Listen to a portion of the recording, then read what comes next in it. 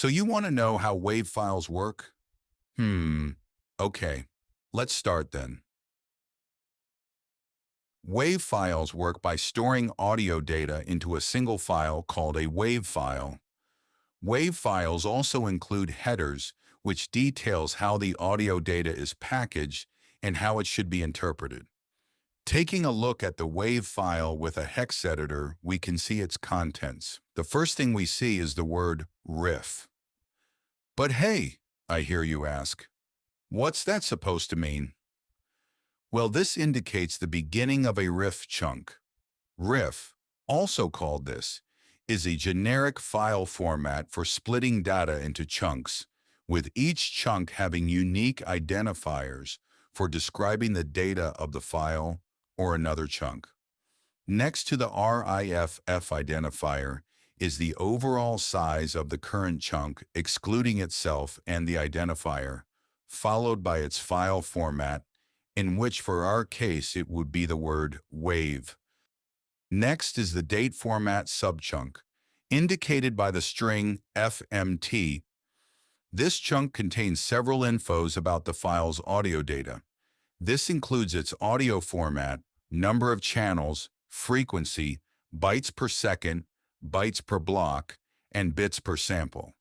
Changing any of these values would affect how the file is interpreted by a media player, so it's best to leave them alone unless you know what you're doing.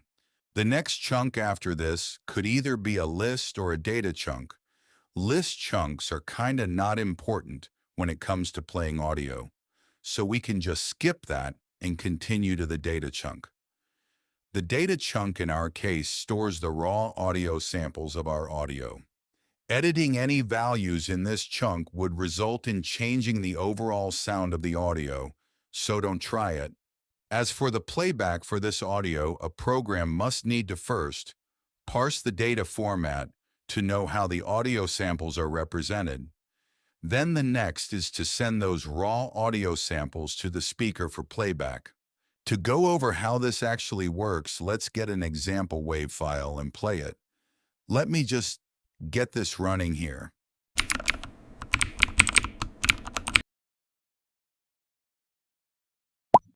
And okay, it works. Let me show you around. Over here is some information about the WAV file, such as its number of channels, sample rate, byte rate, and all that good stuff. Below it is a hex dump of the audio samples, and to the right of it is its waveform. So let's play it.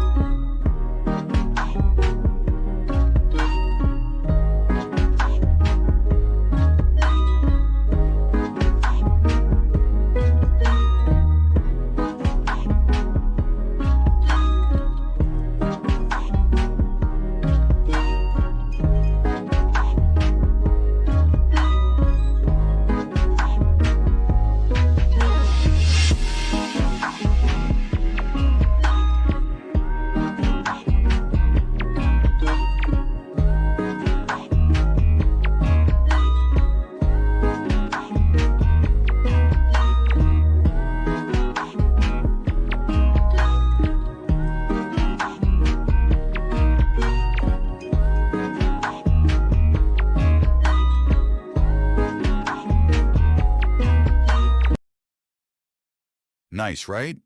Let's go to the actual program now, and there.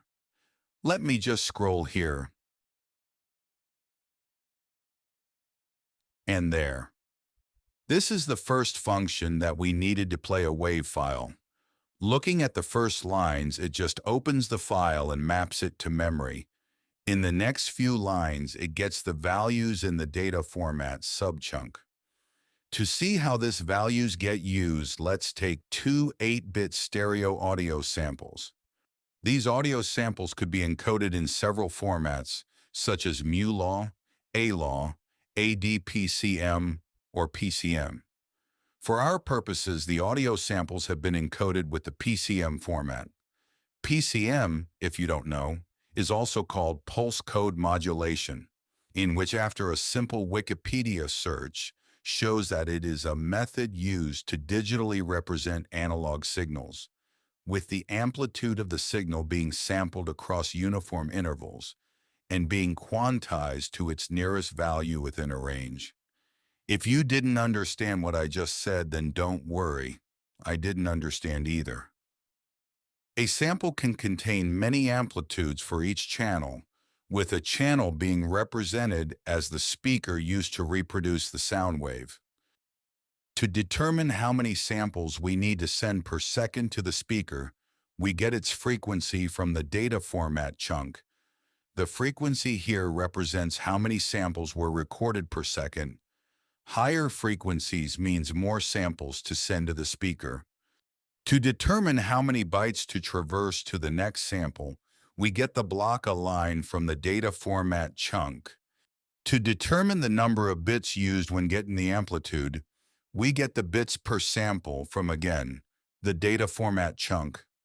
And since we now know how these samples work, all we need to do is to send them to the speakers. Looking at our play audio function, it first sets up some stuff that we don't need to worry about. Then it provides some audio info to the audio library for playback. Note that I'm using RD Audio as the audio library, and then it sends all of that to another function that would feed the audio samples to the speaker directly. With all of that said, that concludes my explanation of the WAV file. I'm pretty sure I missed some stuff during my explanation. If so, just comment it down below. Also, if you made it this far, then maybe you could like and subscribe. It's all optional, but it would be nice. That's all for today. See ya.